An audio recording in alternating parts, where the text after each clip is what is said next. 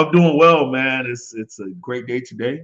It's also the very first day. It was signed official yesterday while we were live. Yes, while we were live, it was made official.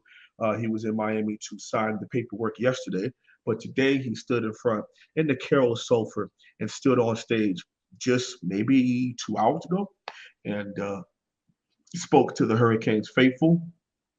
Uh, it's somewhat record breaking. It was the most people ever at a presser.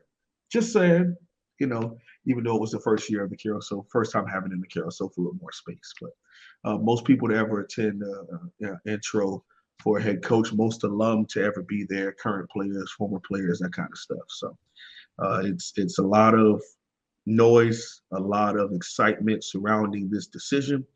And for someone like me who has been one of the pillars and really holding hard for this, some of the things he said spoke hard to me, man. It spoke to my heart, and I'm truly happy for him and his growth and where he can go and where this Cristobal era now starting here, December 6th, yesterday, and moving forward. We're excited about the era here at Miami. He emphasized family. He emphasized work. He emphasized dedication, execution. What hit home with you? He said something about the people. As a communications guy, communications grad, my biggest thing has always been the people and bringing them together. And you can say those things, but you truly felt him coming out with that, man. He for the most part, man, he spoke about how the people, and everyone in the community, former players, current players, whether you're on staff, whether you're not on staff, anyone who wears this logo is going to help work together to hold everyone here accountable and to make sure that the University of Miami competes for championships. It's just that simple. And it really hit home for me, man, because so many people try to say that the fan base had nothing to do with this and the people in the media had nothing to do with it. No, we worked our asses off to make sure this happened too, whether it be the continuous research, whether it be the continuous like bringing together people to understand that we do need to have a change, we do need to have growth, we do need to invest, being able to do the research for these people and make videos and make articles where you explain how far behind Miami has been, how least and less Miami is paying their coaches, and in order to compete with some of the best. I mean, we were on par with teams like Texas Tech, Kansas, and uh, Wyoming. That's how low level we were with facilities and buy-in from the local community. And for a school. And when you put that out there, then you get somebody like a Herb Street on a national stage to be able to say something like that because he's not going to do the research for us. But you continuously to hammer home with something like that, and it hurt because so many people truly felt like they had nothing to do with this, but a lot of us played a big part in communicating with the powers that be, and they were the ones that officially put pen to paper and paid the people to make these changes. But if we weren't putting it on them, if our fans weren't not showing up to games, because we're not going to support that crap. We're going to support greatness. We're going to support, of course, you're going to have friends and family that show up no matter what. But you turn on the Virginia game and then you turn on the Michigan State game. The Michigan State game had 45,000 people in it. The Virginia game had 11,000 people show up. On national TV, on ESPN on a Thursday night, we had 11,000 people in the stadium. That's how you executed your voice by saying, we will not support this style of product because that's what football is. It is entertainment. Okay. And if you continually put out there a bad product, then you're going to get that back.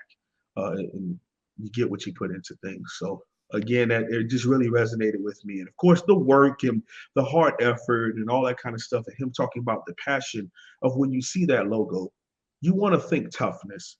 You want to think hard work and grit and determination and highly preparated and respected, revered, somewhat feared by opponents, a team that you don't want to play, those kind of things. And Mark, when you feel that energy through the screen, that's the other thing. You felt that he's not just doing this. He's going to try his hardest to truly execute that. And not just try, he's proven and shown that he can do it.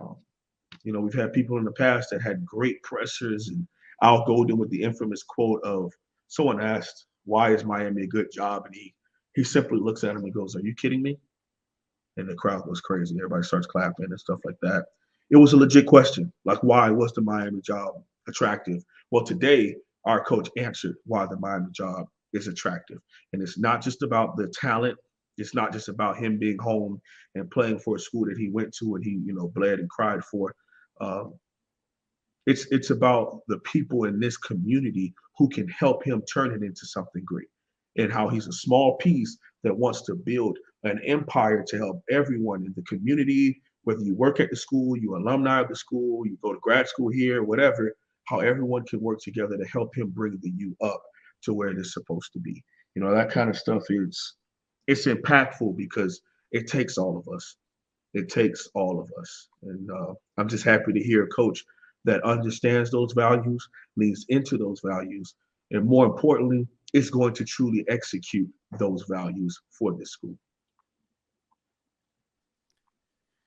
Hopefully, many of you got a chance to listen to Mario's words from the news conference. I got through almost the entire presentation, and it was very impactful.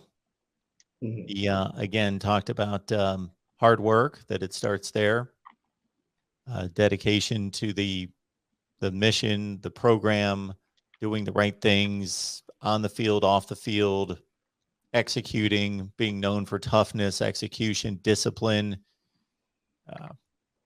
and getting it right. I think that was one of the last statements he made. We got to get this right. Somewhat woven in there, I thought it was somewhat interesting that he talked about looking out into the audience, and he started out by pointing out a number of offensive linemen, all of whom I know in regards to know their names and know their careers. Yep. And Brian talk McKinney, about Joaquin basically, Gonzalez, Brian yeah, McKinney, yeah. And those are guys that he played with, the other one he helped coach get to Miami, and the other two, Brian McKinney and Brett Romberg, he helped them even get scholarships, and get into school and things of that nature here because he was a grad assistant when they were here in the late 90s and early 2000s. and he used those guys as examples of, okay, this is what they were when they arrived on campus, and then Mm-hmm. we worked and we Mm-hmm. made them completely different players. I mean, did you listen to some of the weights that he said?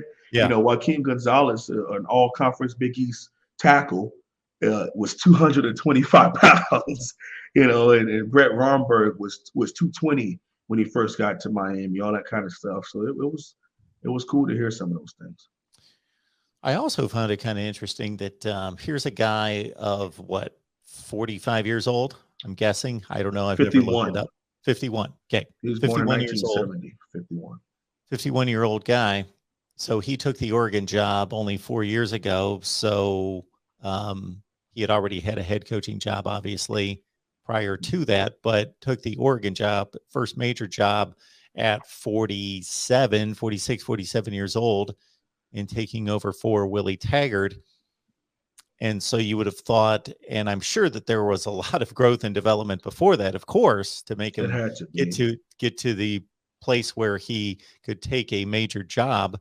But he made a comment that he listed off a bunch of people at Oregon and said that they were the greatest mentors and had the biggest hand in his development as a coach in person. So I found that that he's recognizing that he underwent a lot of growth himself just in the last 4 years there. And that stuff is so important, Mark, because another thing that he spoke about, I've watched it twice now. One of the other things he spoke about was the fact that now that he's finally he has this job, it isn't time to take the foot off the pedal. It's time to put it even harder. And the reason why he wants to be surrounded by friends and family is because they're going to hold him even more accountable than anyone else could. Anyone else that it could just be, oh, I know him through coaching. No, these are the people I went to school with. These are the people who've known me since I left Columbus High School as a wet behind the ears 18-year-old. You know, These are the people who have helped me grow into a man, who helped me get my undergrad and my master's at the University of Miami. I left, went played Canadian ball, came back, and got my grad assistant degree under Butch Davis. Like this is for an 8-year period.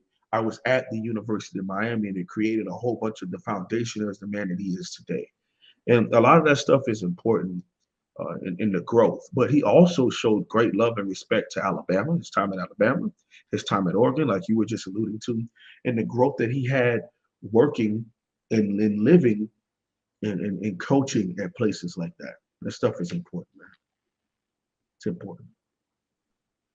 He got you fired up though. Yeah, I mean, I'm trying to drive and I'm punching the dang wheel. I'm screaming. I'm jumping up and down, in the car because when you've wanted something as much as a lot of us have, as far as just taking this program to the next step, and you hire somebody who gets it, Mark. He feels your pain. He talked about the fact that he's working at Oregon, but always kept an eye on Miami. It was thoroughly disappointed in the outcome of what he had to watch from across the country. So he's just as pissed off as everybody else, in the U family, as we like to call it, as to the product that we've seen, the lack of respect for who and what they are. And he threw a couple shots in there as far as talking about you don't tweet about stuff. You don't need to be mainly recruiting over social media, and you don't need pizzazz and bells and whistles. You need hard work, and you need determination, you need grit, and you need respect. And when you have a program built on those things, then you could take it to a whole different level. But when it's built on just the flashy things and it's built on social media interaction through recruiting and not truly building relationships with the local high school coaches, he gave a big shout out to the local high school coaches and what they do. Because, Mark, for someone like you who's been covering the game for 30 years or so, um, there's always been a stigma about Florida coaches not being good and that they just have the best athletes and they tell them, hey, yeah, go out there and play man or go out there and run fast.